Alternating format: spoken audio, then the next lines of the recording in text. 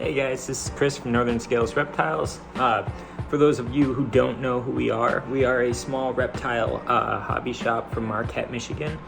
We sell reptiles, fish, invertebrates, amphibians, all kinds of cool stuff, all the supplies to care for them. And it's kind of just a passion project with me and a couple of the coolest people that I know. We have a lot of the coolest animals that I'm aware of, and today I'm gonna go over one of the, I would say, most popular animals that people have been asking about. Definitely what we've been selling the most of, and definitely what people have been like coming in and they're like, where are these things? So yeah, let's get right to it. Here he is, guys. World's coolest little spider. This is a regal jumping spider. They are part of a massive family of spiders, actually. There's over 6,200 different types of jumping spiders that have been documented. The regal jumping spiders, one of the largest, definitely the most popular in the pet trade. Biggest question that everybody asks right off the bat, are these spiders venomous? The answer is yes. Literally all spiders are venomous. However, most are best adapted to take down their prey items. This is an incredibly small spider.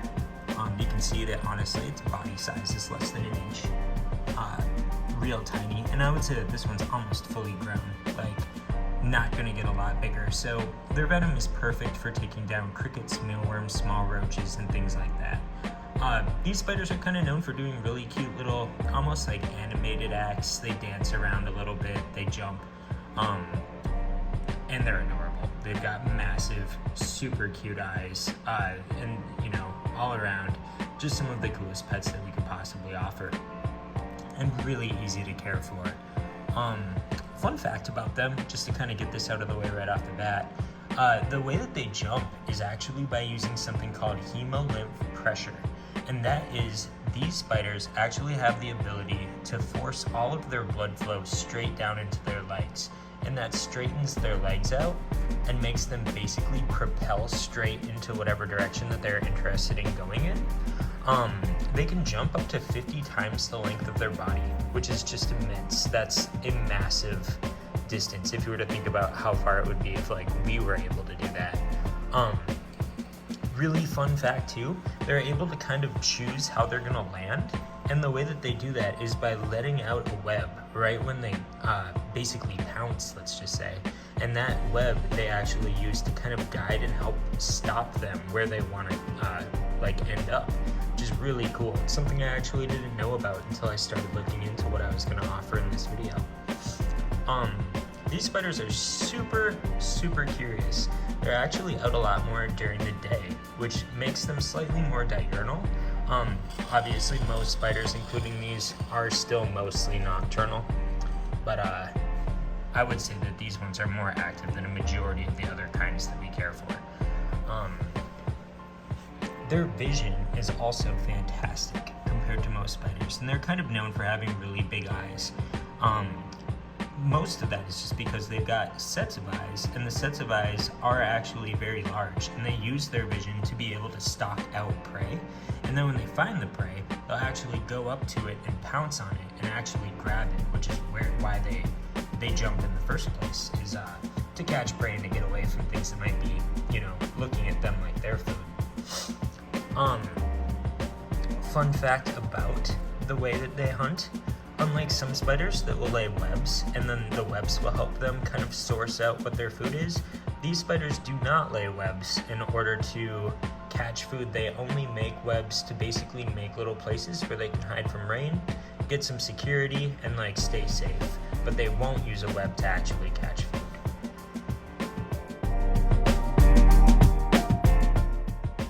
So these spiders are also great eaters. And while they're smaller, what they will typically want to go for would be like things along the lines of crickets, mealworms, fruit flies, and things like that. You don't necessarily have to feed them with tongs. In fact, it's kind of overkill, to be completely honest with you. I'm mostly just seeing if that'll work for this video. And honestly, they eat so well that I do think that it probably will. But I won't bother him with it. I'll put it down there and let him hunt it out himself, because that's what they're best at. And while we're on that topic, as these guys grow, they start out really small. So if you were to get a baby one, what they're going to do is they're going to shed their exoskeleton, which is basically their skeleton, but exo, it's on the outside. And when they do, they grow a little bit larger. And each time they grow, it's called an instar. If you get one that's a young enough instar, like maybe 1 through 3, they're going to be eating fruit flies. The type of fruit flies that I would recommend giving them are called Heidi fruit flies. They're a little bit larger than some of the other ones, and they're pretty easy to find. We carry them at our store, and you can get those at most other reptile stores, and you can order them online at different insect suppliers as well. When they grow past the need of eating the Heidi fruit flies, you can give them pinhead crickets, and then they can go up into eating larger crickets too. When they're adults, I would say that a medium-sized cricket or a small mealworm would be a perfect meal. So as far as enclosure size goes, what I recommend would be a critter keeper along this size for an adult. With one this size, you can give them a good amount of substrate down at the bottom. The substrate's going to be something that they can burrow in. You can put plants, decorations, and things like that, things that they can hide in. This I would say is probably equivalent to about a 2.5 or a 3-gallon aquarium, and you could definitely use one of those too. Main thing that you'll want to look for is a nice secure lid with ventilation so that they have good airflow and it doesn't get kind of stagnant and moldy. But you also want to make sure that the holes up in the top aren't large enough for the spider to be able to escape from. These types of critter keeper style enclosures work out really well. The sliding screen top enclosures work out just fine, as well as the front opening containers. And when they're younger, you can do things too, like just make a deli cup. Basically set it up so that they'll have a little space that they can hide and a space that they can like come out and climb a little bit, and that's more than enough. As far as food or water dishes go, you don't necessarily need to have one. What I recommend doing instead is just misting half of the enclosure once or twice a day. When you do that, you can take the lid off, or you can spray it right through the screen. Just spray it so that some water droplets will land on the things that are inside the enclosure and on the plastic or glass sides, and that'll be plenty for the spider to be able to go and get water. Alright, and as far as substrates go, the substrates that I recommend for almost all spider species are going to be about the same. I'm a big fan of Lagarde's tarantula substrate. I'm a huge fan of BioDude's Terra Arania. However, you can literally use anything as long as it doesn't have a pesticide in it. I wouldn't recommend any chemical fertilizers. I wouldn't recommend anything that is super dusty. You could use something along the lines of like cocoa fiber, but if you do that, I would recommend mixing in a little bit of potting soil, maybe some sphagnum moss and stuff like that to kind of balance it out a little bit so that when it dries out, it doesn't just become kind of like a wind of dust. The really nice things about some of the pre-packaged ones is that they are made by people who have a lot of experience dealing with animals. They know exactly what would go well with them. In addition to that, if you wanted to do something like a bioactive substrate with a jumping spider, and by all means, please do, because we would absolutely love to help you set that up. The pre-made ones are great for that because they're already ready to go. They do have nutrients in the soil and everything that would make it so that you could go as far as just add some water, add some plants, put some other decorations in there, maybe a really low light, and you'd be all set. The plants that I would recommend would definitely be more tropical plants because they do come from more tropical regions. Pothos would be an excellent one. It would also give a lot of space for hiding underneath the larger, more like broad leaves, and it would give a lot of space for water to collect on those leaves too. So as far as hides and decor goes, options are quite literally endless. There's all kinds of things that you can do. I really recommend plastic plants and cork bark, just because it's a little bit easier if you didn't want to go the bioactive route. If you did want to go the bioactive route, definitely go with some better soils. Still go with cork bark, maybe some natural plants.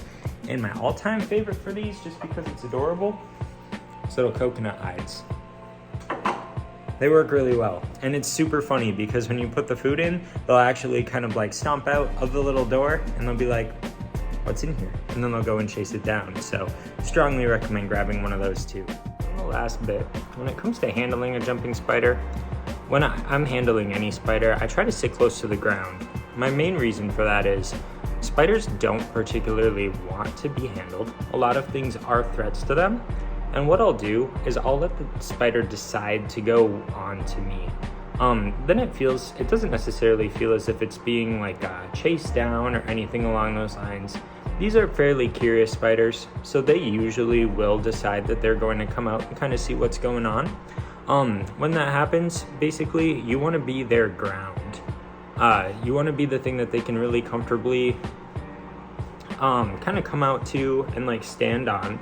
You don't want to be something that's coming at them and like grabbing them from above, because all of the things that are going to eat them out in the wild are going to come at them from above.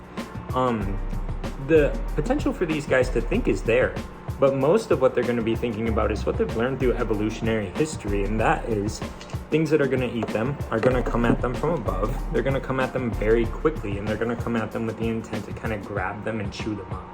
They don't want that. Spiders' defense isn't necessarily to bite, because that really doesn't do them a lot of good. Their defense instead is to run away or hide. If they try to run away and they hit the ground, that can be bad, because they do have an exoskeleton that can break, just like bones in a human body could break. And if they're scared, they might not know exactly where they're going to be landing. In addition to that, they could go to a lot of places in the house that you don't want them to go to. They can get in small nooks and crannies. They can get eaten by other pets. They can get stepped on, things along those lines. So I always recommend not ultimately handling any invertebrate. If you're going to, do it with extreme caution. Do it knowing that there are a lot of risks. Keep the animal's well-being in mind first, just because holding it's not going to really do it any good. It doesn't need to come out to get that interaction or anything along those lines. That's not really how they work. And right now, still kind of holding him while he's looking at the outdoor or the door, like, why are you even here, you know? He did come out a little while ago, and it was completely fine. Basically, he just wandered around on my hand a little bit, and just like I mentioned before, when he came out to me, he actually jumped, and he landed on my hand, and I went to go put the cup down, and when I did that, he followed his web back and was like, no, I want to go back in my enclosure.